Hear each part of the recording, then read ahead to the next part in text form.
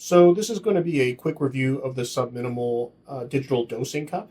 I just got mine a few days ago, and I've been messing around with it a little bit.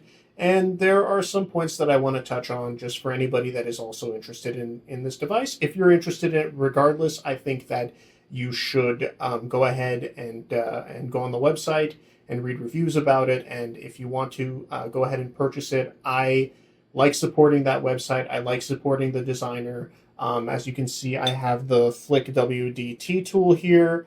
They make good stuff, and it's as simple as that. That's what convinced me to buy this. So let me just turn it on for you real quick.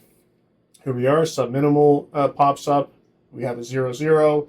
One thing that you're going to notice about this is that it is very sensitive. Like I'm not barely touching this. It's very, very, very sensitive. And I'm not saying that it's very sensitive in the cup. I'm saying that anywhere you touch it, it is very sensitive. So you cannot touch this thing when you're using it. This is a look around it. Okay. Give it a little circle. It's all plastic. That's the bottom there. You have a USB port there, which was said to be covered, but it is not covered. So at least to me, it doesn't look like it's covered. Maybe it's internally covered some way. I'm not sure what the designer was talking about when he said that it was covered. So yeah, I got this because I thought it was really interesting in terms of, okay, I can pour my beans into this cup. I can weigh my beans. Then I can take my beans, put them into my grinder. Then I can grind into this cup. And then I can take those grinds, put them in my basket. And then I can actually pull a shot into this cup as well, because it has been rated to be able to withstand temperatures of 100 degrees for 2 hours plus. So it is safe to use. Which is fantastic. The only issue that I ran into, well, there's a couple issues I ran into. Yes, it's good for weighing my beans to put into my grinder. In terms of grinding into the cup, the inside plastic is not smooth like the outside plastic. The inside plastic is more of like a textured plastic. And maybe with use, maybe that texturization kind of rubs down or something. But it's textured to the point of where if you grind into it, you are going to have grounds that are stuck inside of that cup because there's little holes that they can nestle in, you know. And I'm not saying that they're pockmarked holes. I'm saying that they're microscopic holes that it can nestle in, and then you'll have a whole bunch of your grounds stuck in the cup, not coming out.